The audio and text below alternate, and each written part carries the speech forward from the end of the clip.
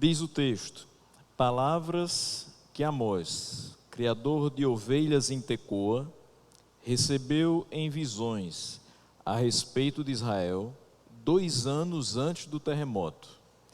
Nesse tempo, Uzias era rei de Judá e Jeroboão, filho de Jeoás, era rei de Israel.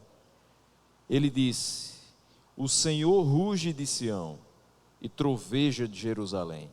Secam-se as pastagens dos pastores e murcha o topo do Carmelo. Vamos orar. Senhor nosso Deus, nós te agradecemos por aqui ter chegado, te agradecemos pelos livramentos de todo esse dia, por ter nos protegido do mal e nos dar agora a oportunidade de meditar na tua santa palavra. Nos ajuda a compreender o que ela tem a ver com nossa vida para o dia de hoje. Assim te oramos no nome de Jesus. Amém. Os irmãos podem se assentar. Por favor, fique com sua Bíblia aberta, até para não perder o profeta Amós. Então, como eu disse, hoje nós iniciamos uma série, vai ser longa, porque são 9 capítulos, e tem muito que ser exposto acerca da mensagem que Deus profere a partir do profeta Amós.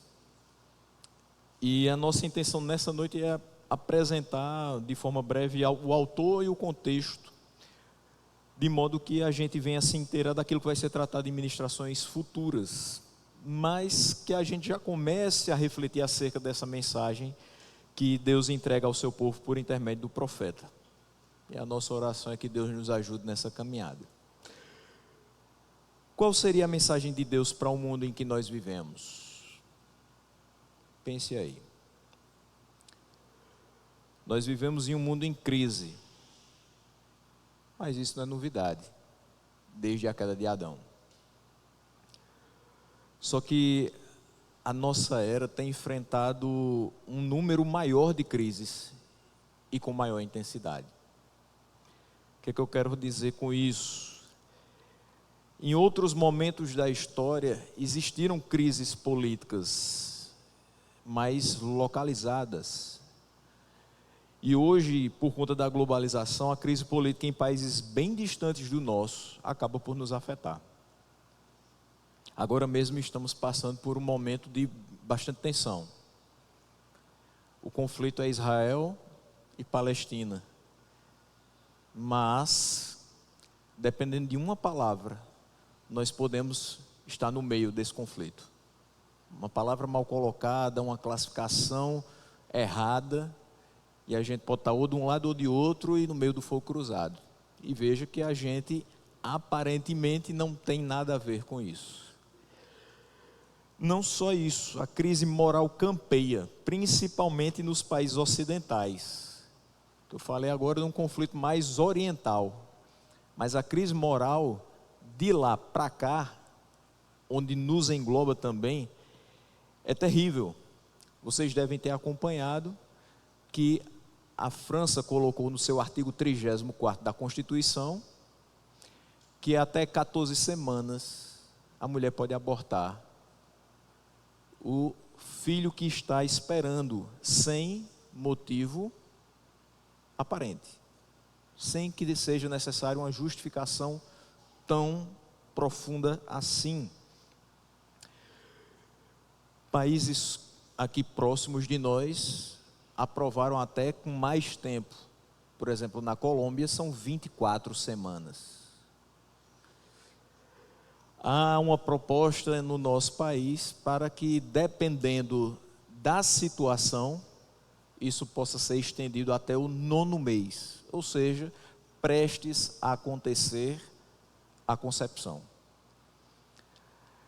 Isso é fato de que nós estamos moralmente muito caídos.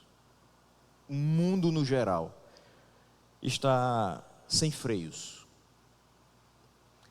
Pelo menos o mundo que não se chama pelo nome do Senhor. Porque nós ainda somos refreados pelo Espírito que habita em nós. por isso não fazemos as maldades que eles fazem. Cristãos são presos, cristãos são mortos, não somente em países de regime totalitário, mas onde há a influência do islamismo. Quando eu falo isso, é só você olhar os 50 países da lista do Portas Abertas. Você tem lá 4 países do continente americano, nenhum deles é islâmico. Mas eles são perseguidores de cristãos. E há uma crise de valores também entre os cristãos. É uma rápida e preocupante secularização. Hoje, olhando assim a grosso modo, a gente já não percebe tanta diferença assim entre quem está dentro ou fora da família de Cristo. Claro que a gente não generaliza, existem as exceções, existem aqueles que se mantêm firmes. Mas é fato que a irrelevância da igreja perante a sociedade corrupta onde ela está é preocupante, é marcante. E a mensagem de Deus por Amós ao mundo dos seus dias pode muito bem ser aplicada e é necessária também para os nossos dias. A gente vai perceber isso ao longo do tempo. Mas eu quero situar vocês com relação ao contexto histórico. Então, o reino já havia se dividido. E tanto a porção sul quanto a porção norte estavam desfrutando de uma grande prosperidade do ponto de vista material. Não só isso, eles também tinham prosperidade do ponto de vista político e militar. Então eles estavam ricos e se sentiam seguros. Era também um período de idolatria. Era um período de vida desregrada, de imoralidade, de corrupção, dos processos jurídicos e de opressão aos pobres. Algo parecido com os nossos dias? Certamente. A decadência moral do povo se deu simplesmente pelo afastamento do culto a Deus. Se nós percebemos que a nossa sociedade está em decadência moral, certamente ela não tem dado o devido valor ao culto a Deus. Certamente ela não tem se voltado ao Senhor como assim deveria. E por mais que o IBGE a cada período de tempo faça um novo censo e perceba que há mais pessoas se dizendo evangélicos, mas não há impacto. Se não há impacto, de que vale a quantidade? Nunca foi tão importante a frase: nós não estamos procurando quantidade, e sim qualidade. Porque é óbvio que nós queremos templos cheios, é óbvio que nós queremos pessoas batendo nas portas das igrejas e se entregando ao Senhor. Mas nem sempre é isso que acontece. Nem sempre elas estão se entregando ao Senhor. Às vezes elas estão vindo aos templos, buscando os seus próprios interesses. E aí eu lembro do texto de Paulo em 1 Coríntios 13, dizendo que o amor não busca os seus próprios interesses. Então, se eu digo que eu amo a Deus, eu busco a vontade de Deus, e não a minha vontade. Eu chego aqui dizendo: Senhor, toma conta da minha vida, faz o que tu quiseres, e expressa para mim qual é o talento que o Senhor me deu, qual é a capacitação que o Senhor me deu para trabalhar para o teu reino. E não: Senhor, eu quero isso e aquilo outro. O povo estava num caminho de idolatria, de apostasia, de abandono dos desígnios de Deus. E como a gente às vezes perde o entendimento do que é idolatria. A gente acha que porque não adora imagens, não é idólatra. Mas às vezes o nosso trabalho é o nosso ídolo. A nossa conta bancária é o nosso ídolo. A nossa posição social pode ser o nosso ídolo. A nossa família pode ser o nosso ídolo. enfim, tudo aquilo que nos tira o foco da adoração única e restrita a Deus, vai se tornando nosso ídolo. E esse local aqui fabrica inúmeros todos os dias. Esse povo aqui tinha escutado da boca de Eliseu, no finalzinho do seu ministério, que haveria o ressurgimento do poder de Israel. Texto de 2 Reis 13, do 17 ao 19. Mas também sabia que Jonas tinha profetizado a sua restauração à glória sem precedentes desde os dias de Salomão. 2 Reis 14, 25. A nação se sentia confiante, merecedora do favor de Deus. E é interessante que quando eu olho para o Brasil desses últimos anos, pelo menos dessa última década, eu também vejo uma nação que se sentia muito confiante e achava que merecia o favor de Deus, e que até tentou barganhar com Deus em determinados momentos e dizer: mas nós temos louvado o teu nome, nós temos feito marchas para o Senhor, nós temos feito movimentos para o Senhor, nós temos pregado a tua palavra, mas será que Deus tem se agradado de cada movimento que tem sido feito no nome dEle, ou pelo menos utilizando o nome dEle? Nem tudo que tem o nome de Deus, de fato vem dEle. Infelizmente a gente precisa fazer esse alerta. A gente gostaria muito que toda pessoa que utilizasse o nome de Deus, o fizesse para a glória dEle. Mas não é assim que as coisas têm acontecido. Muitos têm se levantado em nome de Deus para a sua própria exaltação, para a construção dos seus impérios, para a colocação das suas ideias em detrimento da palavra de Deus. E eu acho interessante que a coisa vai tomando tamanha proporção, que até um tempo atrás a gente falava da teologia do coach, mas a gente não se ligava que existiam aqueles que diziam ser life coach, ou seja, pessoas que ensinam a viver. E muitas vezes essas pessoas tinham talvez metade da minha idade. Se você acha que eu já sou jovem, imagina alguém que tem metade da minha idade, dizendo como você deve viver.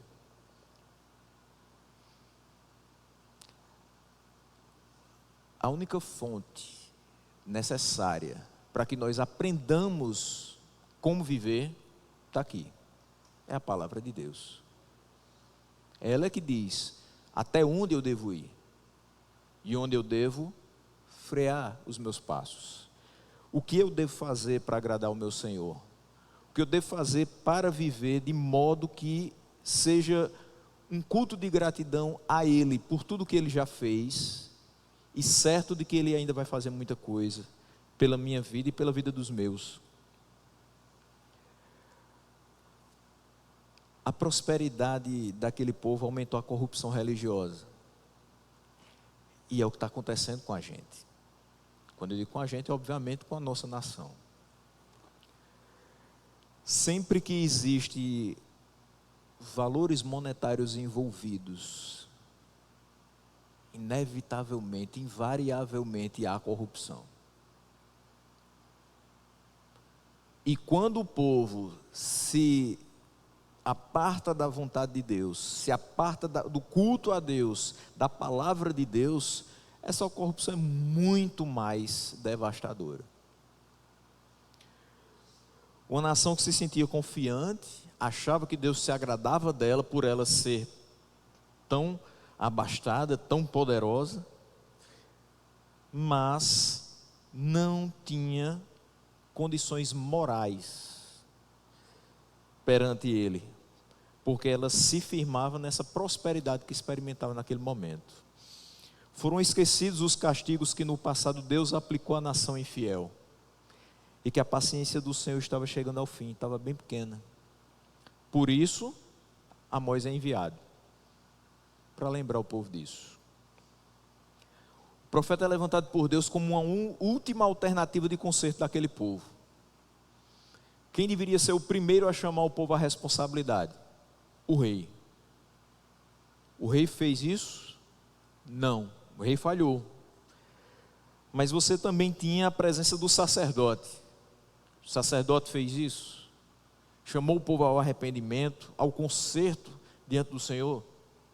Também não. Você tinha os anciãos, os juízes, todos haviam falhado e se corrompido.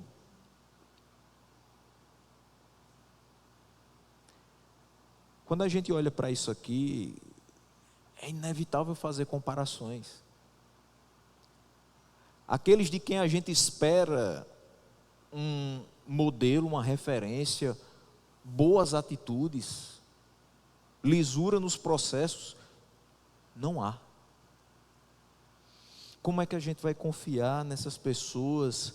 Como a gente vai achar que elas são alternativas para a gente? Para que a sociedade ande bem, para que de fato um dia a gente possa dizer assim: feliz é a nação cujo Deus é o Senhor, e essa nação aqui serve o Senhor. Esse é um ano eleitoral, 2024, eleições a nível municipal. Mas eu me lembro do ano de 2010, eleições gerais, legislativo e executivo.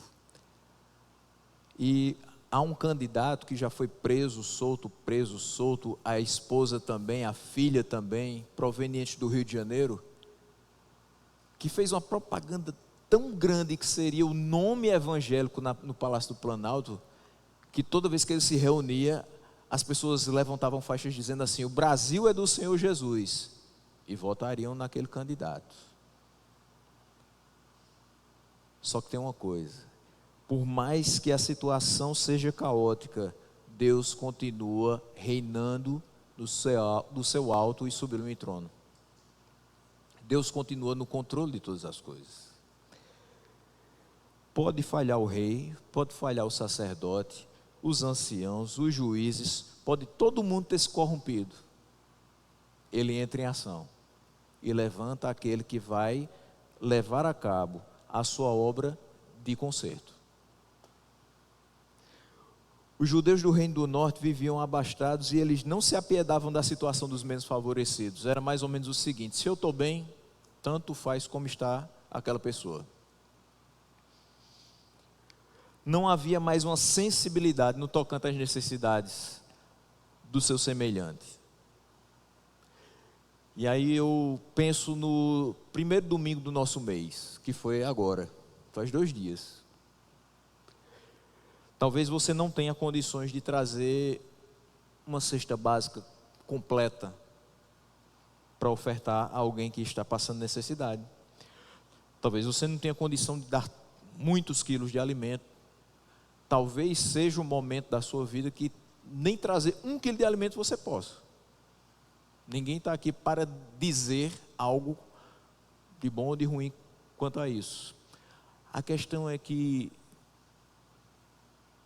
com o passar dos anos, tem sido cada vez menos frequente manifestações de compaixão para com aqueles que têm necessidade, a não ser nesses momentos pontuais, como esse ano. Esse ano vai ter muita gente recebendo visitas. Eu espero que você não receba apenas a visita do Senhor, mas vai ter. Por quê? Porque é um momento de oportunismo. É um momento que aqueles que não se apiedam durante 3 anos, agora vão querer dizer: eu me importo com você, eu trouxe alimentos para você. Mas essas pessoas que não olhavam para a situação do menos favorecido, também não estavam olhando para a própria situação. Porque se havia aqueles que não tinham o pão do seu dia de maneira abundante, aquelas pessoas estavam rejeitando com a sua atitude, com o seu comportamento, o pão da vida. Amós é chamado a pregar numa sociedade materialista, em que a vida das pessoas girava em torno de fazer negócios e satisfazer as suas vontades. Quando você recebe o seu salário, e hoje é dia 5, boa parte já recebeu, ou está prestes a receber. Qual a primeira coisa que você pensa? Nos boletos, sempre vitoriosos, porque eles vencem. A gente pode ser derrotado, mas eles vencem no dia certo. Você pensa nos boletos, você pensa nas contas que vai poder fazer com o dinheiro que entrou, nas próximas contas que serão feitas. Você pensa nas questões mais frívolas, nos supérfluos que você vai poder adquirir com aquele dinheiro? Ou você pensa em separar aquilo que deve ser devolvido ao Senhor e naquilo que pode ajudar o seu semelhante?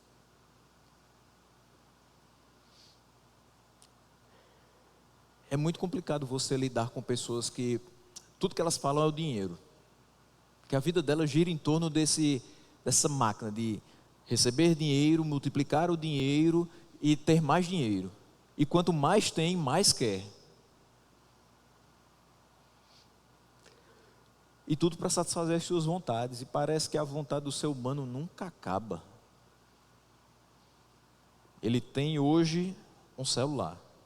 Amanhã lança um novo modelo e já quer comprar aquele celular. Daqui a 3 meses lança outro. E ele vai querer vender um para comprar o outro, e assim vai.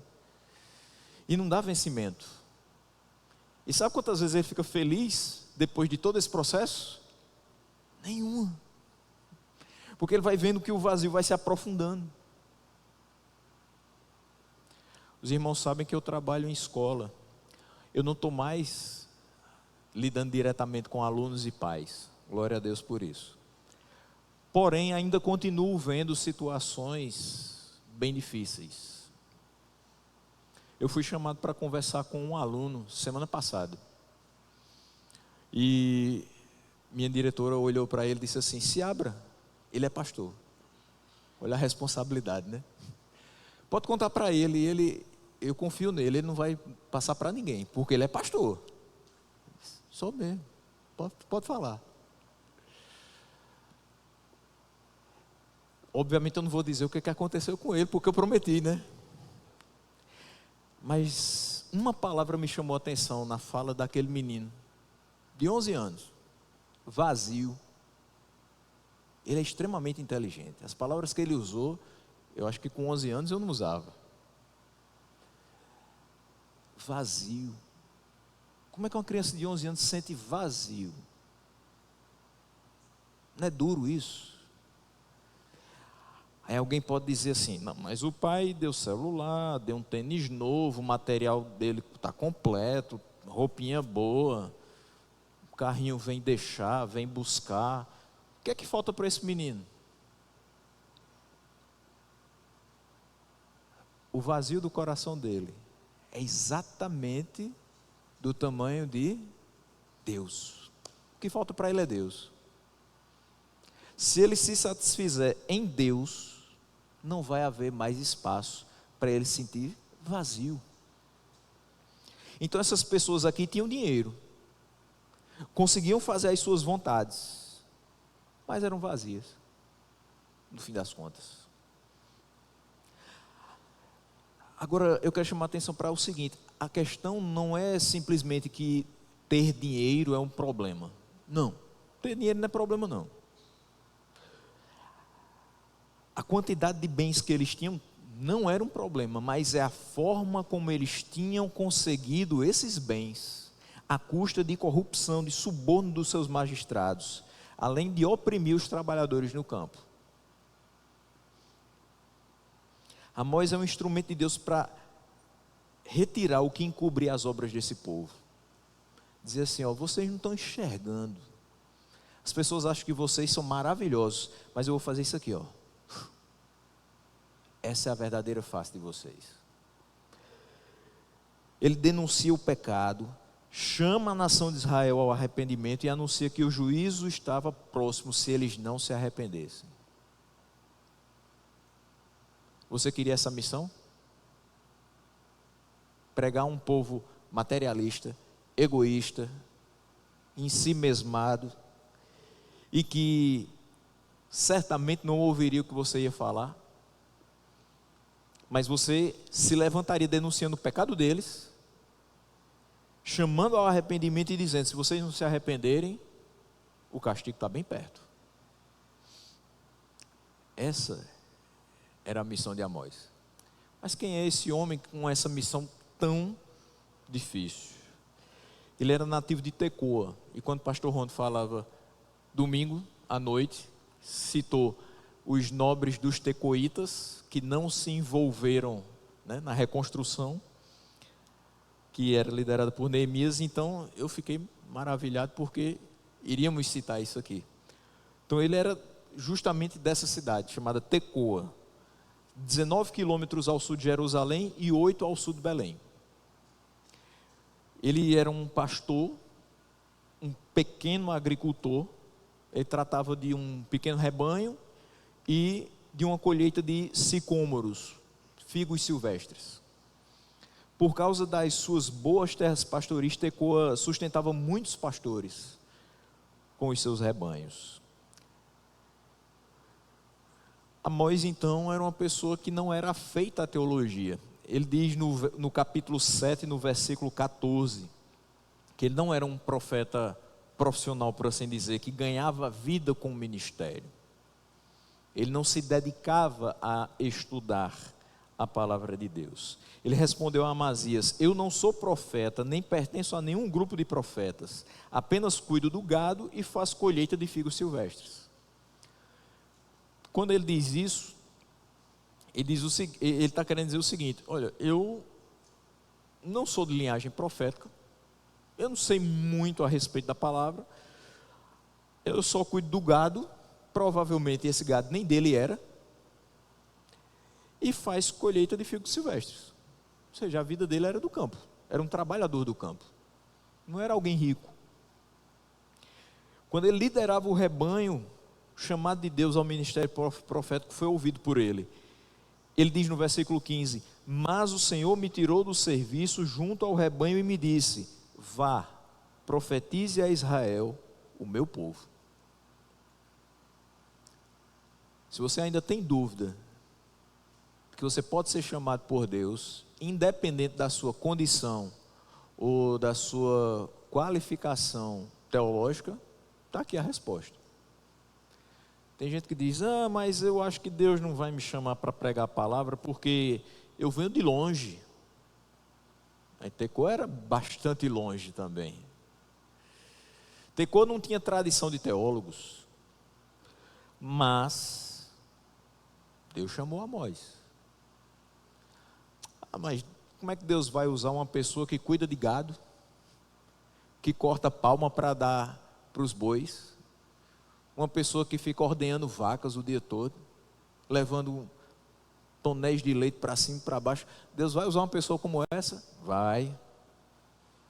Foi justamente quando ele estava com o rebanho que Deus o chamou.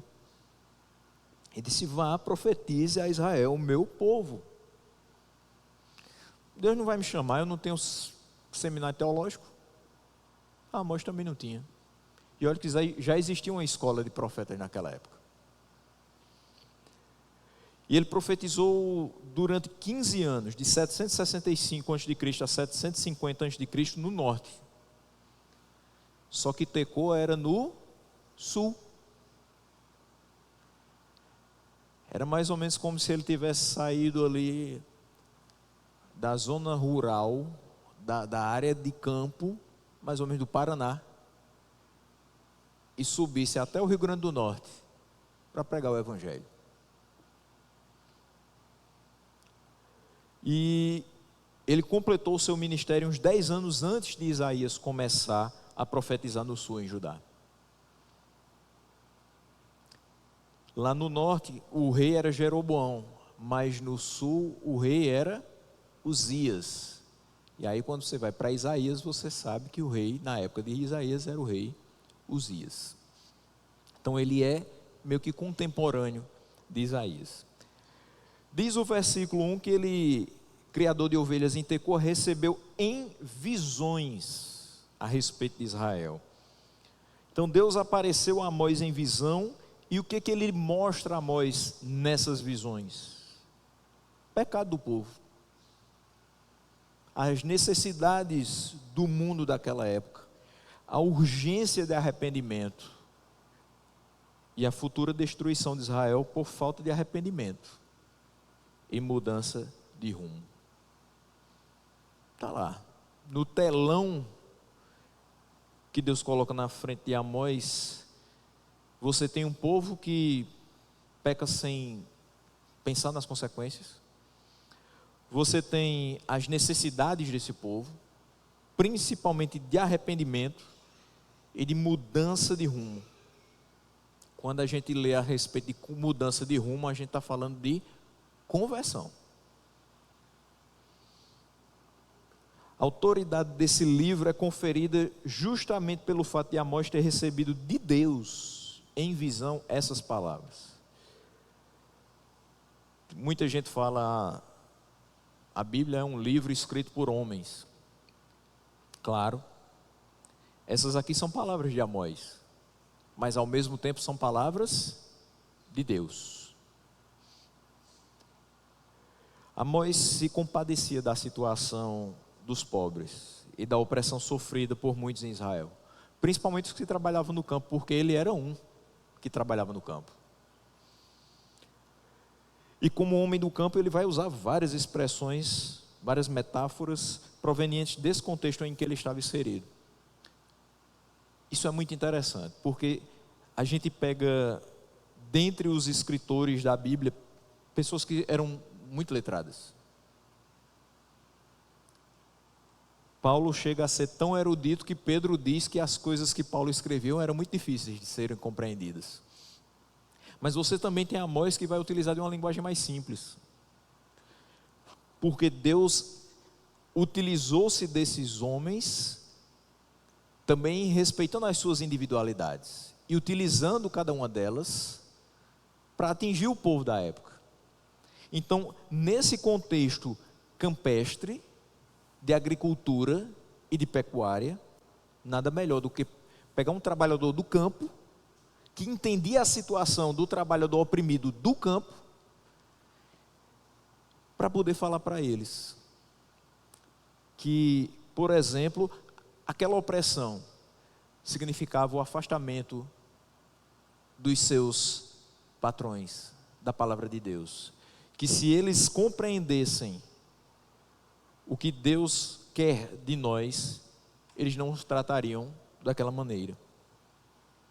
Da mesma forma, não haveria a corrupção tão alastrada quanto existia na época. Um exemplo das metáforas que Amós vai utilizar está aqui, no versículo 2, quando ele fala do Senhor como um leão. Então as pessoas compreenderiam, porque elas já tinham visto leão. Elas sabiam como o leão atacava a sua presa. E sabiam quão estrondoso era o rugido do leão. Por isso, ele se mostrava a pessoa mais adequada para entregar essa mensagem para ser proclamada ao povo de Israel. E ele recebe essas palavras 2 anos antes do terremoto. Quando o texto diz isso, 2 anos antes do terremoto, você deve se perguntar: que terremoto? Por que é importante que Amós fale aqui desse terremoto? O que ele tem a ver com uma situação em que o povo está desobediente e está prestes a receber o juízo do Senhor se não se arrepender? Segundo parece, esse evento teve uma grande intensidade e ele é lembrado tempos depois, muito tempo depois, e é mencionado em Zacarias 14:5. O que Zacarias fala? Vocês fugirão pelo meu vale entre os montes, pois ele se estenderá até Azel. Fugirão como fugiram do terremoto nos dias de Uzias. Então aqui, ele recebe as palavras do Senhor 2 anos antes desse terremoto, ainda no tempo de Uzias, tempo em que ele profetizou. E ele diz, rei de Judá, então o Senhor meu Deus virá com todos os seus santos. Então a referência ao terremoto leva a crer que Amós considerava esse terremoto uma confirmação divina das palavras de juízo. Então, 2 anos antes desse terremoto, ele recebe as palavras e ele alerta o povo. De certa forma, esse povo não se arrepende na sua totalidade. E o que sobrevém sobre aquela terra? O terremoto. São 2 anos depois. É pouquíssimo tempo. Mas é um tempo suficiente para que as pessoas acordem e se arrependam. Você concorda comigo que uma vida toda de pecados pode ser transformada em um dia? Através da pregação de um texto? E que, num instante, o Espírito Santo pode transformar o coração daquela pessoa e ela se arrepender dos seus pecados e de uma vez por todas ser salva? Não precisa de 2 anos. Deus faz na hora que Ele quer, do jeito que Ele quer, com a velocidade que Ele quiser. Mas também tem uma coisa: se não há arrependimento, há consequências, há punição. E é isso que sobrevém sobre aquele povo. Só reforçando então, Amós pertencia ao reino do sul, que era comandado por Uzias, mas é chamado a profetizar no reino do norte, que era comandado por Jeroboão, filho de Joás. Inicialmente, as suas palavras vão ser direcionadas a 6 nações vizinhas ao povo de Israel, a partir do versículo 3, que a gente vai ver mais à frente. Só que ao longo do livro você vai perceber que a mensagem de Deus não era somente para essas nações. Então, o destinatário final dessa mensagem não são as 6 nações, mas o povo de Israel. Porque através dessas nações, Israel ia compreender que era exatamente aquilo que iria acontecer com ele. A partir do julgamento de cada nação, ele ia vendo o que poderia sobrevir sobre ele. O versículo 2, então, anuncia de modo ameaçador o conteúdo principal dessa mensagem de Amós, quando ele diz o seguinte: o Senhor ruge de Sião. Ou seja, é o leão. E ele é o leão da tribo de Judá. De onde Amós vinha? Do sul, de Judá. Esse leão ruge de Sião, ou seja, o local terreno onde o Senhor ali estabeleceu o seu trono. Dali ele ordenava a sua bênção, como diz nos Salmos, e a paz por todo sempre, mas também dali ele ordenava as punições para quem o desobedecia. Então ele rugia de Sião e trovejava de Jerusalém. Sabe por que esse leão rugia? Simplesmente porque ele queria ser o Deus de Israel. Ele estava rugindo para lembrar ao povo que ainda era Deus e que eles lhe deviam temor, por ser ele o seu libertador, sustentador e governador. E o leão ruge ainda hoje, dizendo para as pessoas que estão sendo desobedientes à sua palavra: eu ainda sou o seu Deus, você me deve temor, você precisa se dobrar diante do meu senhorio, porque fui eu que lhe libertei do pecado, sou eu que sustento sua vida, então eu preciso ser o seu Senhor, o seu governador. É importante lembrar que o Deus em nome de quem Amós fala é maior, é mais que o Deus de Israel somente. Ele também usa uma nação contra outra para levar a efeito os seus propósitos. Amós 6,14 diz o seguinte: palavra do Senhor, Deus dos exércitos: farei vir uma nação contra você, ó nação de Israel, e ela a oprimirá desde Lebo-Ramate até o vale da Arabá. Se ele quiser, e se assim for necessário, ele levanta uma nação, ímpia inclusive, para fazer com que o seu povo perceba o erro que está cometendo. E esse povo se arrependa e volte para o ponto de onde caiu.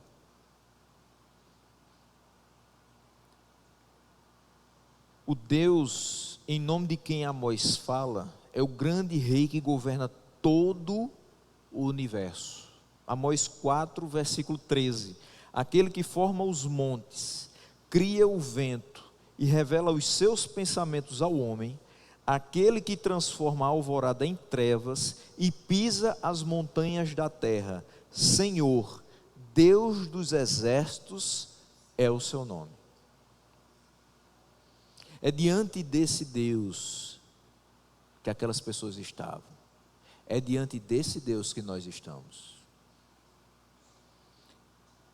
E nós precisamos reconhecer que Ele tem todo o poder.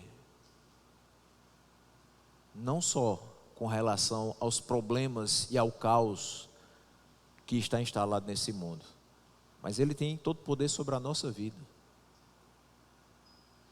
Porque às vezes a gente só quer olhar para o que está dando errado lá fora e dizer assim: o Senhor tem poder para mudar aquilo, mas a gente mesmo não tem convicção de que Ele tem poder para mudar os problemas da minha vida, que não são poucos.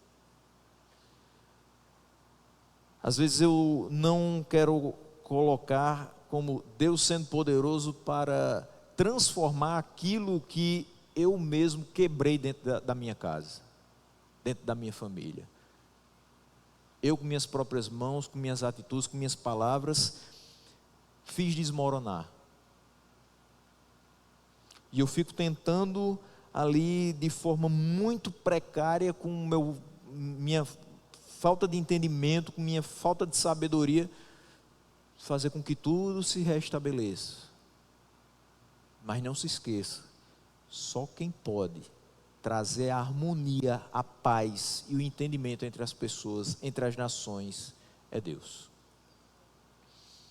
Por ser totalmente soberano, Ele tem em suas mãos a história e o destino de todos os povos. Todos os povos.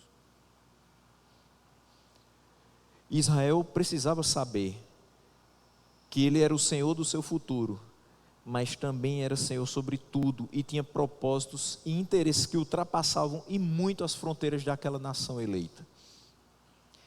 Eles precisavam se lembrar não somente dos compromissos que Deus assumiu com eles, segundo a aliança, mas também das questões que eles assumiram diante de Deus. Isso também se aplica a nós. É importante que à medida que nós observemos e meditamos nas palavras desse livro, nós também lembremos que assumimos compromissos diante de Deus. E que a gente busque honrar cada palavra que dirige a Ele, sendo fiéis em tudo, porque Ele assim tem sido para conosco. De Sião ruge o Senhor, troveja de Jerusalém. E o texto termina dizendo: secam-se as pastagens dos pastores e murcha o topo do Carmelo. O que ele está querendo dizer com isso? Que desde a porção mais seca do país até a porção mais verdejante, o castigo do Senhor será sentido como uma seca severa que devastará a terra inteira. A pergunta é: quando existe numa nação o que estava existindo com esse povo aqui? Só quem sofre são os ímpios? Não. Todos sofrem. Todos. A gente não está numa bolha, não. A gente faz parte desse local. Só que às vezes parece que a gente quer viver nessa bolha e dizer: se acontecer algo de errado, não vai recair sobre mim, porque eu sou povo de Deus. É certo, mas vai recair sobre você. Porque da mesma forma que a chuva cai sobre o ímpio e sobre o justo, a seca vem para o ímpio e vem para o justo. E nem sempre esse justo está sendo tão justo assim. É óbvio, meus irmãos, o preço foi pago na cruz pelos nossos pecados. Mas os nossos atos têm consequências. A nossa desobediência tem consequências. E nós não podemos querer estar isentos dessas consequências, que elas não nos atinjam. Uma vez que a gente faz, a gente vai receber. Nenhuma condenação há para os que estão em Cristo Jesus. Mas todos os dias nós temos aflições nesse mundo. Todos os dias. Eu quero terminar só fazendo menção de 4 questões a respeito desse texto. Primeiro, Deus tem uma aliança conosco. Isso é fato. E isso nos conforta. Mas é preciso lembrar que esse compromisso não é unilateral. Não é só Deus que tem um compromisso com a gente. Não é só Deus que tem algo a nos oferecer nessa aliança. Ele nos oferece proteção, sustento, nos guia com a sua destra fiel. Mas importa que nós lembremos de que temos um compromisso com Ele. Principalmente de amá-lo acima de todas as coisas e obedecer às suas ordenanças. Vamos tentar ser melhores nisso? Segundo, nós não podemos deixar que as fases de prosperidade material e relativa segurança física nos façam esquecer de quem realmente nos protege, que é o guarda de Israel. Eu via um vídeo ontem, isso muito me chamou a atenção, com relação ao nosso país e a forma como ele tem sido procurado por outros países para investimentos. Antes da pandemia, estávamos em 9º lugar. No pós-pandemia, em 7º lugar. E esse ano nós estamos ocupando 14º lugar. E é a primeira vez em 10 anos que o Brasil não ocupa o top 10 do ranking. Quando a gente estava na prosperidade material, será que a gente buscou tanto a Deus para que não viesse agora um momento em que a gente caiu exatamente o número de posições que estava à frente? Será que o fato de não termos guerra civil dentro do nosso país, bem entre aspas, né? Porque no Sudeste de vez em quando explodem mini guerras em locais muito perigosos, mas não temos um momento de guerra espalhado, nem aqui e nem próximo a nós. Será que isso faz com que a gente não procure a proteção do Senhor para as nossas vidas? Por entender que tem uma segurança física relativamente boa? Que a gente não se esqueça de orar ao Senhor pedindo misericórdia pelas nossas vidas, para que de fato nada de mal nos aconteça, porque está cada dia caminhando para que a gente se envolva em coisas que a gente não gostaria, e que a gente enfrente momentos que a gente também não gostaria de sentir, mas é meio que inevitável,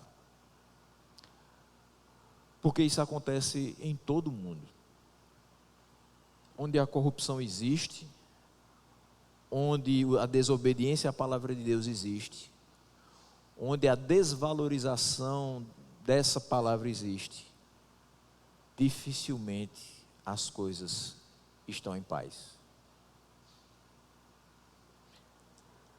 Não é lícito, em terceiro lugar, o povo de Deus viver na prática da imoralidade e da corrupção, seja em que área for, porque é certo que o juízo de Deus recairá sobre quem as pratica. Acho que é autoexplicativo. Quarto e último ponto, estejamos sempre com os ouvidos abertos às palavras de Deus a nós ministradas. E não cessemos de meditar nas Sagradas Escrituras, a fim de nos conduzir de modo que as nossas ações resultem na satisfação do Senhor e não no seu repúdio a nós. Nós somos o povo de Deus. E essa mensagem de Amós é para o povo de Deus. Ele é levantado para isso. E hoje nós somos chamados a também falar ao povo de Deus. Em que sentido? de que nós caminhemos de modo digno do evangelho que nos foi pregado, de que nós caminhemos de acordo com aquilo que é estabelecido nas Escrituras, de que nós caminhemos de modo agradável aos olhos do Senhor, de que nós busquemos a santidade, sem a qual ninguém vai ver a Ele. Nós não podemos nos acostumar com o que é errado. Nós não podemos nos acomodar ao curso desse mundo. Não podemos ver o errado como certo e flexibilizar aquilo que Ele estabeleceu muito antes da gente chegar nesse mundo. O que a gente precisa fazer é voltar às Escrituras. E não precisamos de uma nova reforma. Nós precisamos de uma reforma diária no nosso coração. Então essa volta às Escrituras precisa ser todos os dias. No nosso quarto, na nossa mesa, no nosso trabalho, andando e guardando, memorizando essa palavra. Guardemos a palavra do Senhor no nosso coração. Para quê? Para não pecar contra Ele. Que Ele nos abençoe no nome de Jesus.